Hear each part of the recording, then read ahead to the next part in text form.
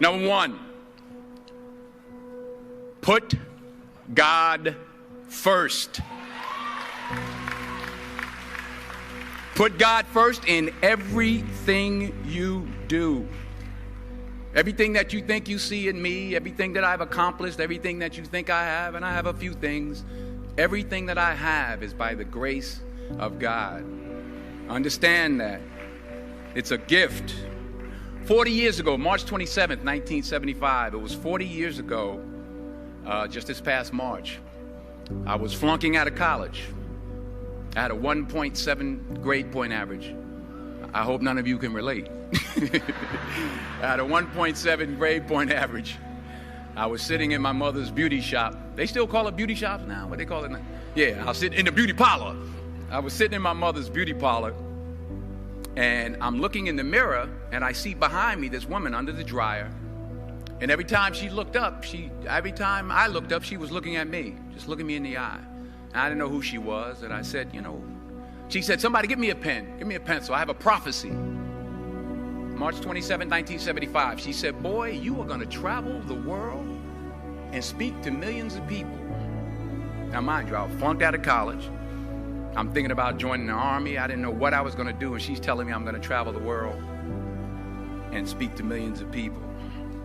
Well, I have traveled the world, and I have spoke to millions of people. But that's not the most important thing, the success that I had. The most important thing is that what she taught me and what she told me that day has stayed with me since. I've been protected. I've been directed. I've been corrected. I've kept God in my life and has kept me humble. I didn't always stick with him, but he always stuck with me. So stick with him in everything you do. If you think you want to do what you think I've done, then do what I've done and stick with God. Number two, fail big. That's right. Fail big. Today's the beginning of the rest of your life, and it can be very frightening. It's a new world out there. It's a mean world out there, and you only live once. So do what you feel passionate about. Take chances professionally. Don't be afraid to fail. There's an old IQ test, was 9 dots, and you had to draw 5 lines with a pencil within these 9 dots without lifting the pencil. The only way to do it was to go outside the box. So don't be afraid to go outside the box. Don't be afraid to think outside the box. Don't be afraid to fail big, to dream big.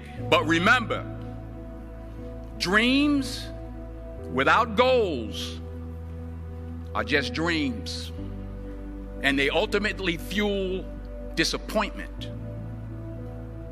So have dreams, but have goals. Life goals, yearly goals, monthly goals, daily goals. I try to give myself a goal every day. Sometimes it's just to not curse somebody out.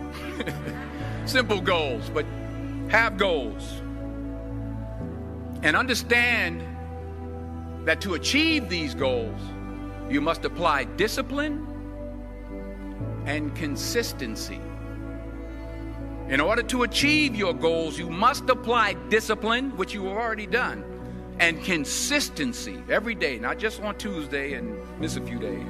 You have to work at it every day. You have to plan every day. You've heard the saying, we don't plan to fail, we fail to plan. Hard work works. Working really hard is what successful people do. And in this text, tweet, twerk world that you've grown up in, remember, just because you're doing a lot more doesn't mean you're getting a lot more done. Remember that. Just because you're doing a lot more doesn't mean you're getting a lot more done. Don't confuse movement with progress. My mother told me, she said, yeah, because you can run in place all the time and never get anywhere. So continue to strive, continue to have goals, continue to progress.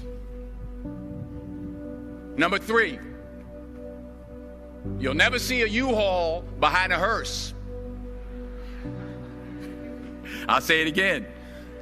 You'll never see a U-Haul behind a hearse. I don't care how much money you make, you can't take it with you. The Egyptians tried it. They got robbed. That's all they got. You can't take it with you. And it's not how much you have. It's what you do with what you have. We all have different talents. Some of you will be doctors, some lawyers, some scientists, some educators, some nurses, some teachers. Yeah, okay. Some preachers. The most selfish thing you can do in this world is help someone else. Why is it selfish? Because the gratification, the goodness that comes to you, the good feeling that I get from helping others, nothing's better than that. Well, one or two things, but nothing's better than that. Not jewelry, not big house I have, not the cars, but it's the joy. That's where the joy is, in helping others. That's where the success is, in helping others. Finally, I pray that you put your slippers way under the bed tonight, so that when you wake up in the morning, you have to get on your knees to reach them. And while you're down there, say thank you for grace. Thank you for mercy. Thank you for understanding. Thank you for wisdom. Thank you for parents. Thank you for love. Thank you for kindness. Thank you for humility. Thank you for peace. Thank you for prosperity. Say thank you in advance for what's already yours. It's how I live my life. That's why I am, one of the reasons why I am today. Say thank you in advance for what is already yours. True desire in the heart for anything good is God's proof to you, sent beforehand to indicate that it's yours already. I'll say it again.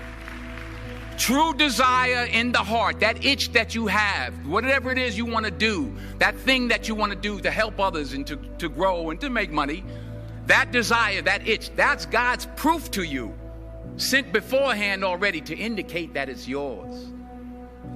And anything you want good, you can have. So claim it. Work hard to get it. When you get it, reach back. Pull someone else up. Each one, teach one. Don't just aspire to make a living. Aspire to make a difference.